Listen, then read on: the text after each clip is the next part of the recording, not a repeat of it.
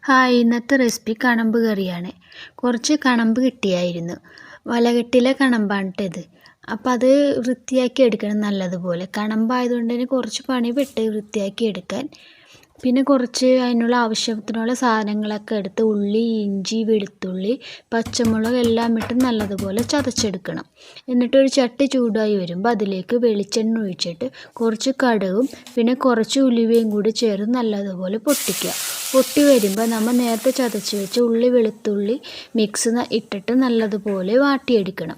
ഈ പോകുമ്പോൾ നടുക്ക് വകഞ്ഞ് അതിലേക്ക് കാശ്മീരി മുളക് പൊടി, പിന്നെ സാദാ മുളക് പൊടി, മഞ്ഞൾപ്പൊടി ചേർത്ത് നല്ലതുപോലെ മിക്സ് ചെയ്യണം. കുറച്ച് കഴിഞ്ഞ് മിക്സ് കഴിഞ്ഞിട്ട് കുറച്ച് തക്കാളിയും ചേർത്ത് നല്ലതുപോലെ മിക്സ് ചെയ്ത് വാടി വരുമ്പോൾ ഉപ്പും ചേർക്കണം കേട്ടോ.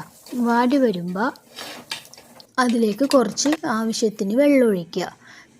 വെള്ളം ഒഴിച്ചിട്ട് പുളി നോക്കണേ, തിളച്ച് വരുമ്പോൾ പുളിയൊക്കെ നോക്കണം. പുളി കുറവുണ്ടെങ്കിൽ പുളി ഇടുക.